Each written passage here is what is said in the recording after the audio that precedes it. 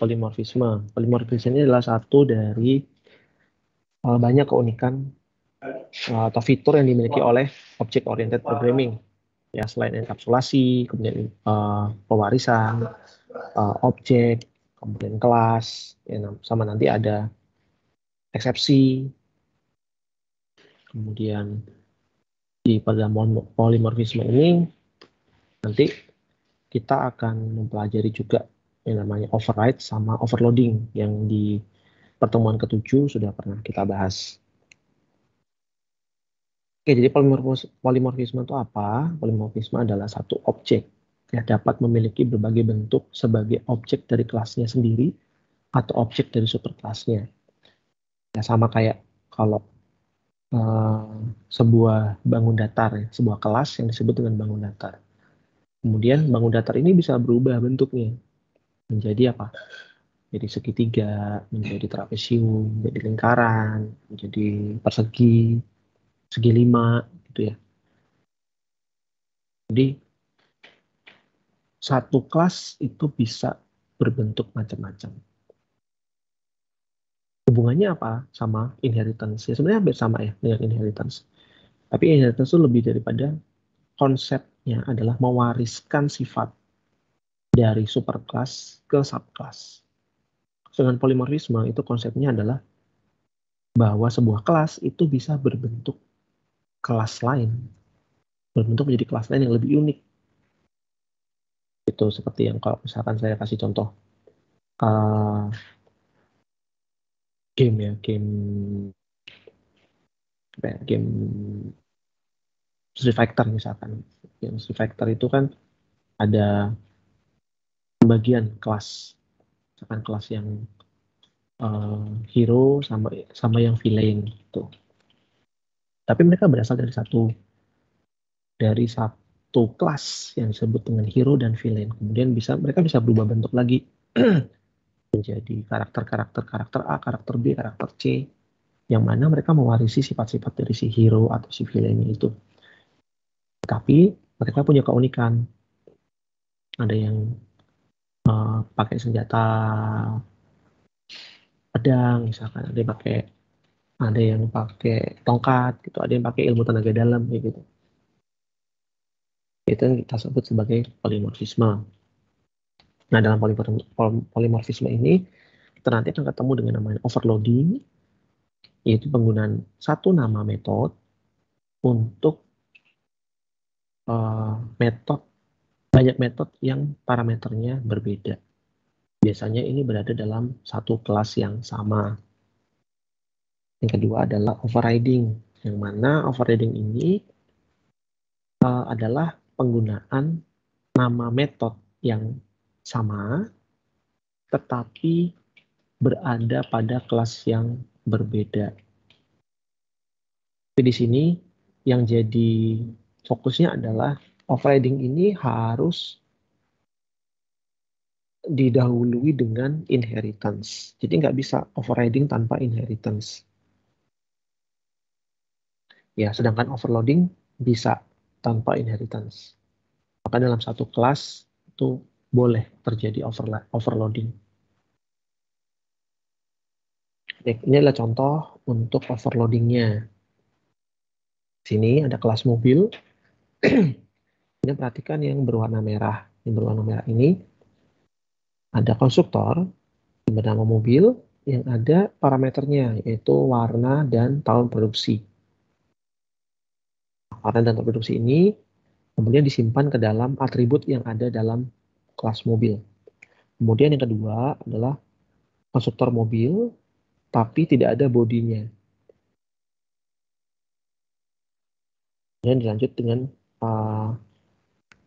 metode yang bertipe void, yang namanya adalah info, yang akan mencetak informasi dari warna dan tahun produksinya. Ini disebut dengan overloading. Perhatikan bahwa overloading itu bisa metode, bisa konstruktor.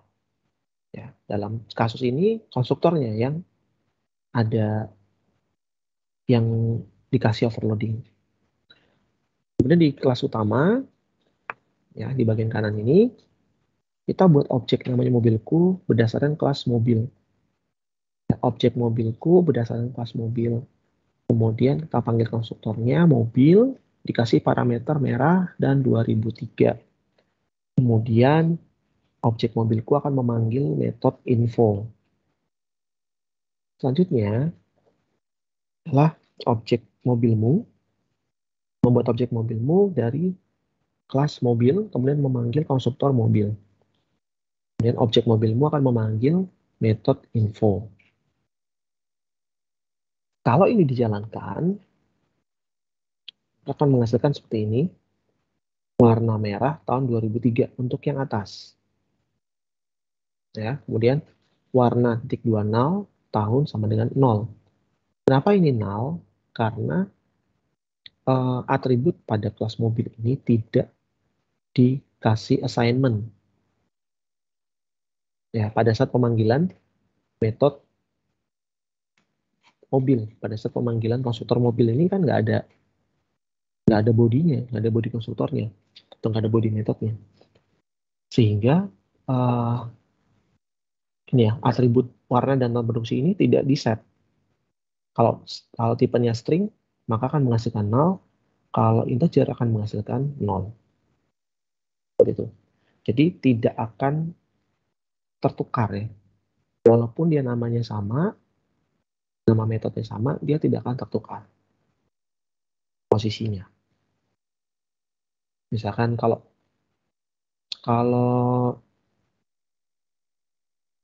kita tidak punya ini ya, tidak punya konstruktor mobil yang tanpa body ini, kemudian kita panggil di sini, maka akan terjadi error karena tidak didefinisikan.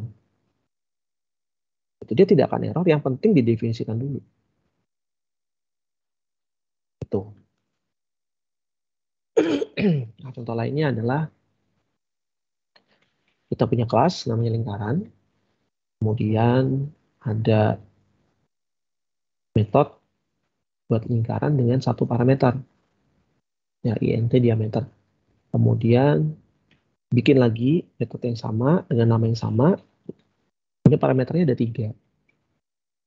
Ya, diameter, x, dan y semuanya bertipe integer. Kemudian yang ketiga ada 5 parameter, ya, diameter, x, y, kemudian warna, dan nama lingkaran. Ini warna harusnya string ya, bukan int. Ini salah. Jadi kalau misalnya kita panggil buat lingkaran dengan 3 parameter, yang mana parameternya itu sudah tipe datanya cocok, maka akan dipanggil yang kedua.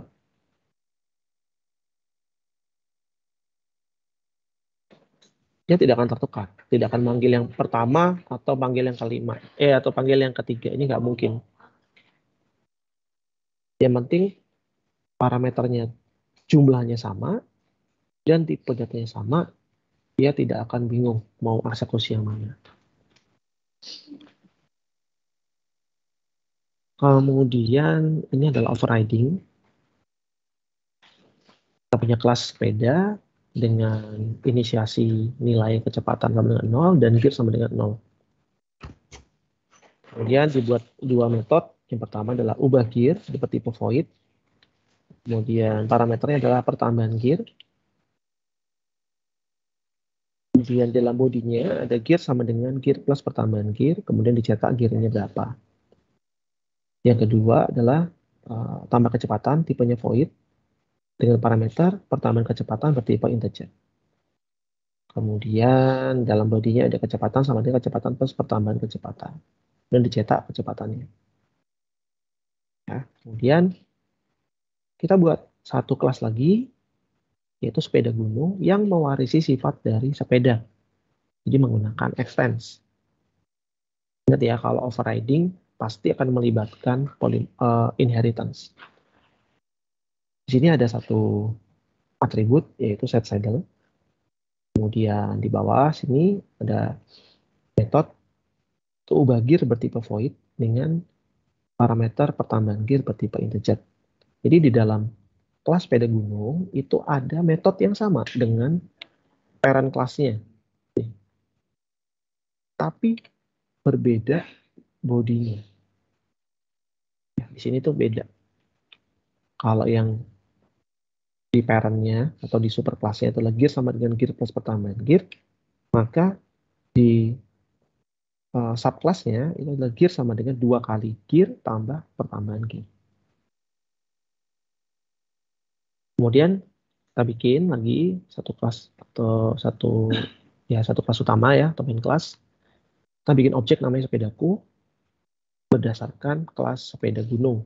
Sepeda gunung ya, berarti kan yang ini ya. Sama dengan new sepeda gunung. Kemudian kita panggil metode di objeknya. Sepedaku dot tambah kecepatan dalam kurung 10.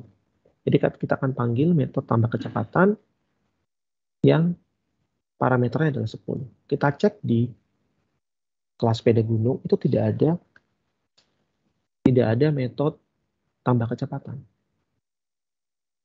Ya, karena sepeda gunung ini mewarisi sifatnya sepeda, maka semua yang dimiliki sama sepeda gunung, semua yang dimiliki oleh sepeda, kelas sepeda itu bisa diakses sama si kelas sepeda gunung. Jadi tambah kecepatan itu akan berada di sini. Akan memanggil metode yang dimiliki sama sepeda. Jadi kalau ini 10, kecepatan sama dengan kecepatan plus pertambahan kecepatan. Artinya kecepatan sekarang bernilai 10. Ya, ditambah kecepatan ini berarti nilai 10. Kemudian sepedaku ubah gear. Nah, di sini karena kita bikin objeknya berdasarkan kelas sepeda gunung, maka yang akan dipanggil itu adalah ubah gear yang di sini. Ubah gear yang dimiliki sama si sepeda gunung, bukan yang dimiliki sama sepeda. Sehingga kalau ini kita taruh 2 di sini, maka gear itu sama dengan gear plus pertambahan gear, yang mana itu adalah 0, gearnya kan 0. Ya. 0 plus 2, yaitu 2, dikalikan dengan 2. Berarti untuk yang dipunyainya sepeda gunung ini, ubah gear akan bernilai 4. Kemudian sepedaku set saddle, ini harusnya sama dengan ya. Sepedaku set saddle sama dengan 20. Nanti dia akan ngeset saddle-nya ini bertipe integer, kemudian menjadi nilainya adalah 20.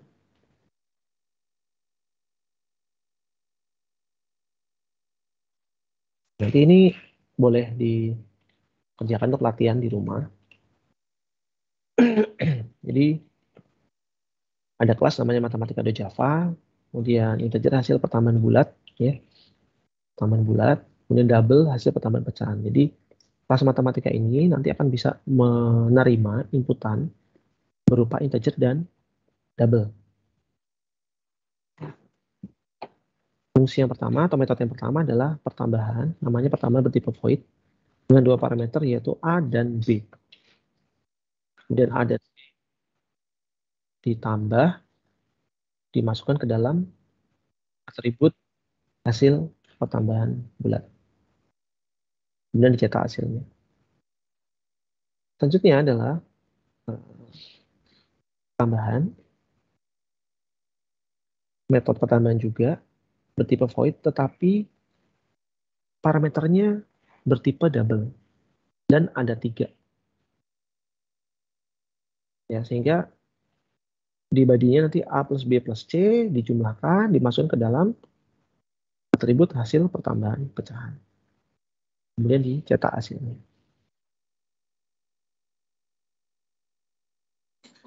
Nah, ini nanti kalau saya, tapi kalau mau ngerjain boleh, tidak wajib. Nah, untuk kelas diagram override itu adalah seperti ini. Bentuk ini adalah superclass. Ya, memiliki metode gambar dan hapus. Kemudian memiliki subclass lingkaran, elips, dan segitiga, yang mana ketiganya juga punya metode gambar dan hapus.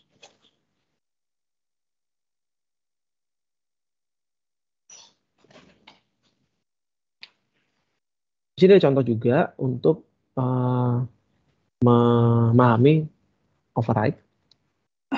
Di sini nanti kelasnya dibikin sendiri-sendiri ya. Yang pertama adalah kelas bentuk. Kemudian ada metode gambar dan metode hapus. Metode gambar ini hanya menampilkan menggambar aja. Kemudian hapus ini menampilkan menghapus gambar. Kemudian kita buat satu kelas namanya lingkaran yang mewarisi kelas bentuk. Kemudian di dalam kelas lingkaran ini ada metode gambar dan juga hapus. Jadi walaupun namanya sama di sini, tetapi bodinya itu beda. Dia akan melakukan hal yang berbeda. Begitu juga untuk yang hapus. Ini sama dengan yang elips dan dengan yang segitiga. Ketiga kelas ini adalah inherit dari kelas bentuk.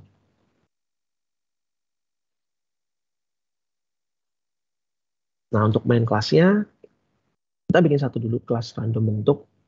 Ya. Karena kita pakainya random, nanti menggunakan java util.random. Ya. Inti import dulu. Private random, pen, kemudian new random, dan public bentuk next. Nah, public bentuk next, kemudian kita switch, run.next in 3. Kemudian kita bikin dulu, ini ada default yang menggunakan switch case. Default case 0 akan menjalankan lingkaran, case 1 akan menjalankan elips, dan case 2 akan menjalankan segitiga.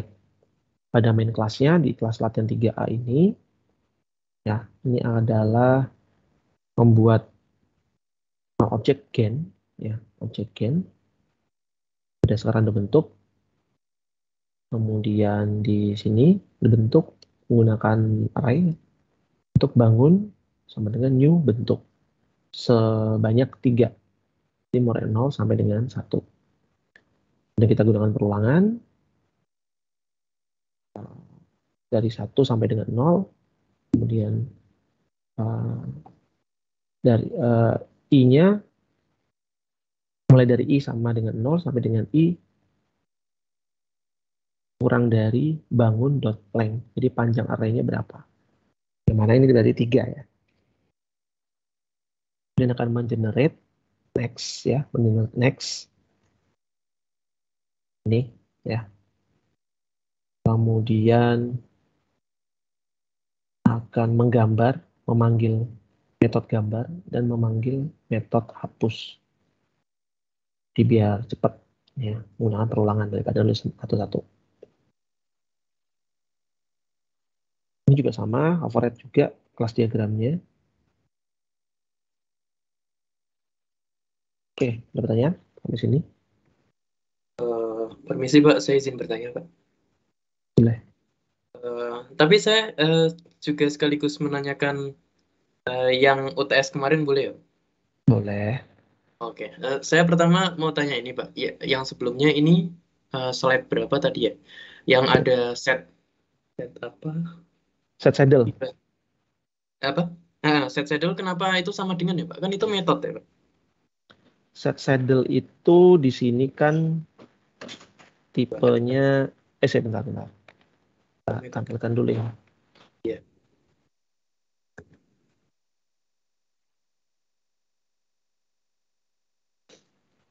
Ini ya. Iya. Ini kan bukan metode. Oh, ini iya. atribut. Gitu. Maka dia sama dengan, harusnya ini sama dengan, bukan dalam kurung. Oh iya Pak, penamaannya hampir seperti metode. Lalu saya mau tanya, ya. Tanya untuk yang soal UTS kemarin kan ada kelas diagram, Pak. Tapi kelas diagram di bagian kelas item yang diisi bagian atribut-atribut itu ada borrow date. Borrow date biasanya umumnya kalau ada underscore-nya kan itu menandakan statik, Pak. Cuma ini sebenarnya itu bentuk apa sih, Pak? Maksudnya kurang jelas itu. Kita lihat dulu ya. Itu merupakan import package atau pakai Gregorian calendar atau apa? Yang di borrowed ya. Ya, enggak, borrow date yang nomor 3. Berarti kan ada borrow date itu penulisannya beda sendiri itu agak membingungkan, agak lama itu. Oh, Kalau yang lain kan seperti atribut secara umum. Borrowed itu apa gitu. oke, bentar. Ini ya. Iya, Pak. Yang Yang ini, kelas yang di item. ya yang item. Nah, itu borrowed itu Nah, ini tuh sebenarnya adalah namanya adalah borrow. Nama apa namanya?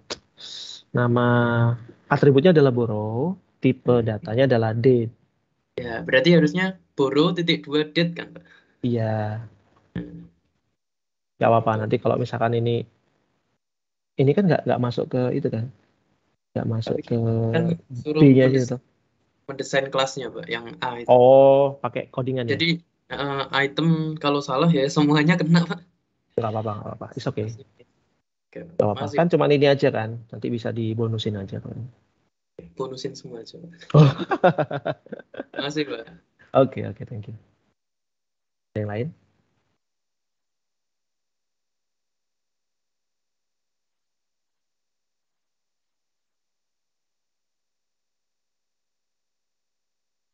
Yang lain? Barangkali ada yang mau bertanya mengenai materi hari ini, boleh?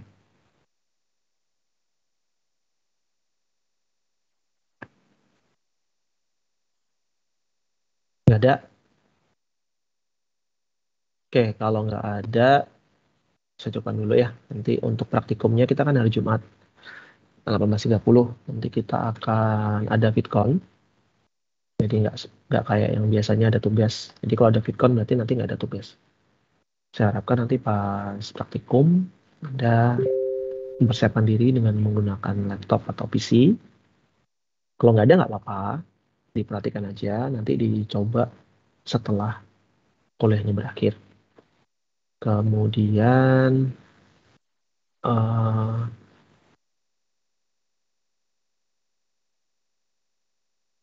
nanti untuk absensinya biasa ya Lat Kulino. Berarti nggak usah mengupload apapun, cukup nulis menjawab pertanyaan aja yang ada di Kulino. Paling itu aja. Gitu ya. Jadi kita ketemu lagi di hari Jumat 18.30. Nggak ada pertanyaan, saya cukupkan dulu sampai di sini. Selamat siang semuanya. Selamat siang, terima kasih, Pak. Terima kasih. Selamat siang, Pak. Terima kasih, Pak. Terima kasih, Pak.